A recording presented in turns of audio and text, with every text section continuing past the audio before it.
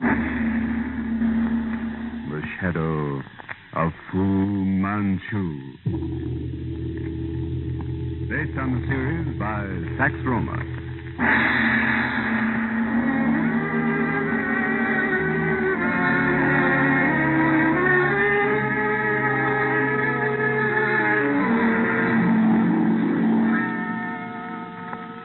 London at midnight. A great city wrapped in a heavy shroud of dense yellow fog. Streetlights, weird as elfin lamps, glow mistily like something fashioned in a dream. The murmur of creeping traffic is low, hushed, mysterious. Behind an ancient wall surrounding unkept lawns, a vast, gloomy old mansion crouches like an evil beast of prey. Amid walls concealed in heavy tapestries, magnificently figured in golden dragons. The floor carpeted with rich, deep-piled Chinese rugs. At a huge dragon-leg table, covered with scintillating globes, tubes, and instruments unknown to Western science, sits that master scientist, that prince of evil, Dr. Fu Manchu. Enveloped in a heavy yellow silk gown, he thoughtfully studies through long, narrowed eyes the glow of the green light of a fashionably gowned, exquisitely beautiful Eurasian woman who stands beyond the table, watching him fearfully. Presently, he nods slowly, leans forward, and... You have followed my instructions, Caramel? The message has been delivered to Sir Crichton Davy at number 5, West Spoon Road. Good. And our friend who believes he can forestall the hand of Dr. Fu Manchu, Mr. Nayland Smith, the detective. What of him? Well? At this moment, Master, he approaches the house of Dr. James Petrie in Baker Street. Oh, Dr. Petrie of Baker Street. A fool to be pitied. Then it is time, Caramel, for me to finish my business with Sir Crichton Davy.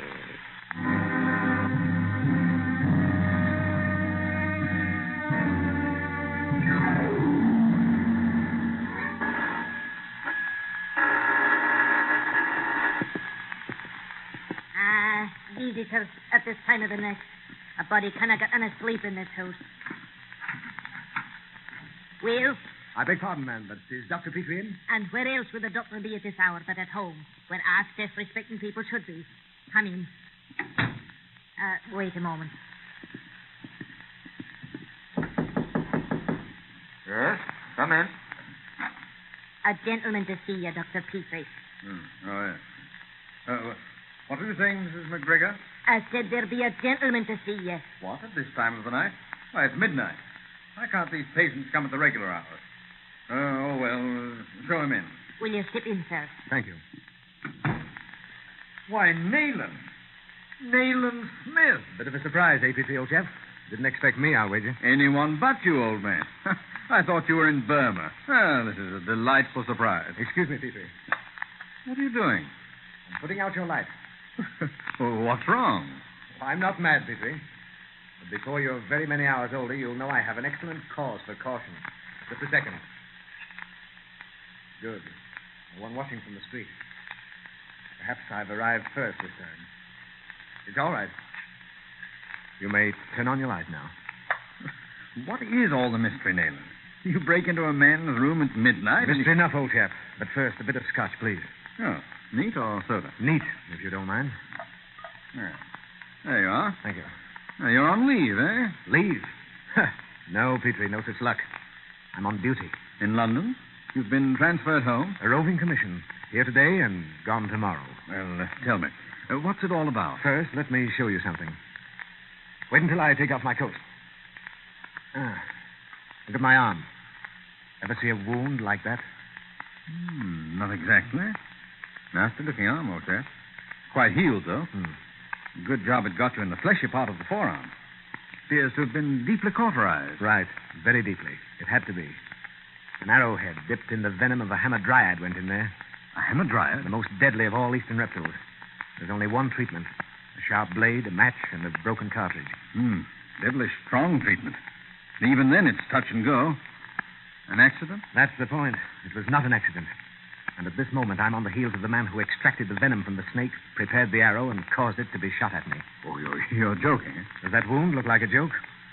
And that man, unless my calculations are wrong, is now in London. And you hope to find him? Petrie, I've traveled from Burma, not in the interest of the British government merely, but of the entire white race. And I honestly believe its survival depends largely on the success of my mission. Well, sounds rather fantastic, old man. If it only were fantasy. But I'm wasting time. I came to you because you're the only man I can trust. Aside from my chief, I hope you're the only one who knows I've left Burma. How can I help you, Nayland? District practitioner is hard as I must have someone with me all the time, someone I can absolutely trust. It's imperative. Petrie, can you spare a few days to a weird and dangerous business? Well, of course. My practice doesn't confine me too closely. Good. Then we start now. Now? You mean tonight? Tonight. There's one move we must make immediately. I must warn Sir Crichton Davy. Crichton Davy? Of the Indian Bureau? Exactly. He's a doomed man unless he follows my instructions without question, without hesitation. Oh, yes. Let her take your pistol. We'll get a taxi at the corner. Come on, Petrie. We must hurry. There isn't a single moment to lose. Oh, beastly fog. Crichton Davy, eh? Oh, influential man. One of the political bigwigs, Petrie. And for that very reason, nothing, absolutely nothing can save him if he hesitates to do as I say. Oh, here's a cab. Get in. Number 5, Westbourne Road, as quickly as you can. The fog, Governor. Thick as pea soup. Can't make any speed, sir. Do the best you can, and there'll be an extra couple of bob in it for you. Right, sir.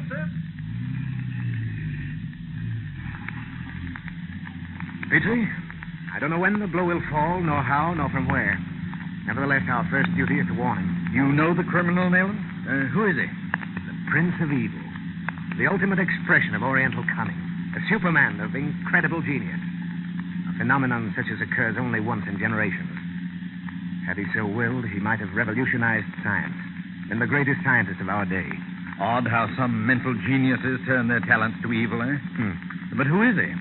What does he look like? Imagine a man tall, lean, and feline. High-shouldered, with an expansive brow like Shakespeare, and a face like Satan. A close-shaven skull and long, magnetic eyes of the true cat green. Invest this personality with all the cruel cunning of an Eastern race accumulated in one great intellect, and you have a picture of Dr. Fu Manchu. Fantastic character, old chap. Fu Manchu.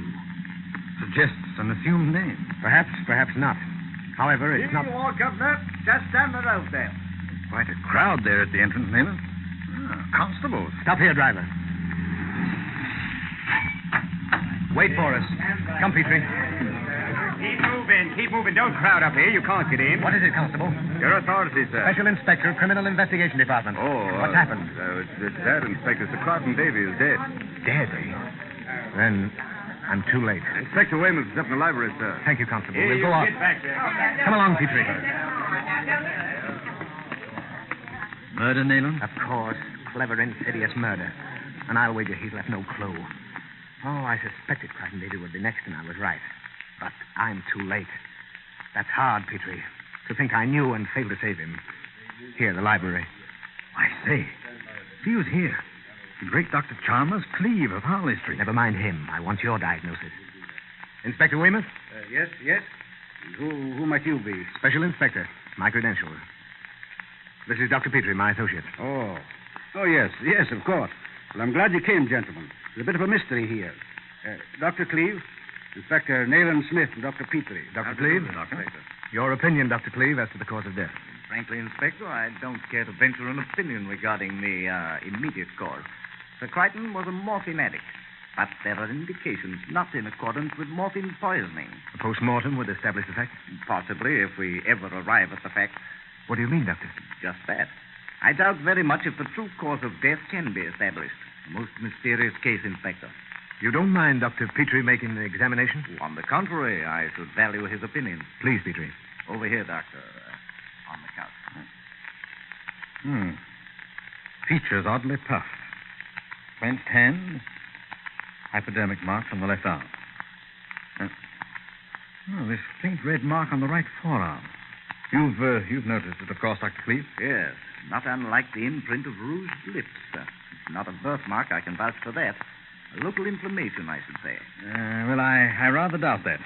Nor anything constitutional. Does it suggest anything to you, Petrie? I'm sorry, Nayland. No, nothing. I agree with Dr. Cleve. It's most curious. Heart failure? I can't be certain. As Dr. Cleve says, a post-mortem might clear the atmosphere. Inspector Smith, perhaps you'd like to question Sir Crichton's secretary. This is he, Mr. Burgoyne. Oh, thank you, Weymouth. I understand, Mr. Burgoyne, Sir Crichton was taken seriously ill in this library. At 11:30. I was working here, he in the little study there. I see the connecting door is closed. It was closed then? It was. Always is. It was open, however, about 11:25 for a moment when a message came for Sir Crichton. Message? What was it? I couldn't say. It was brought by a district messenger.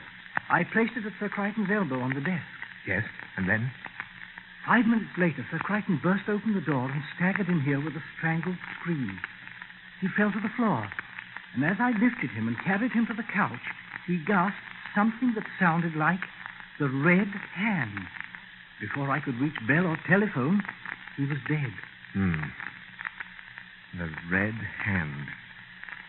You believe he referred to this red mark on his arm? No, sir. I do not. The red hand. The red hand. I wonder. Could it... Great Scott. The Zayat kiss. The study, Burgoyne. Have you been in there since Sir Crichton died? Why, yes. For a glance round only. That is, I stood in the door. You didn't go inside? Why, no. Windows, other doors, everything. Closed or open, did you notice? Closed, sir, tightly. I came out again immediately. Fortunate for you, old man, that you're not at this moment lying there beside Sir Crichton. I do! What's that? Petrie, Weymouth, come with me. You others stay clear. The instant we're inside that study, Burgoyne, close the door. Petrie, at the least sign of movement, on the furniture, floor, anywhere, shoot and shoot quick. Come. Careful, gentlemen. Don't touch anything on your life. That wailing. What in the name of Petrie, stand still. There it is. Don't move.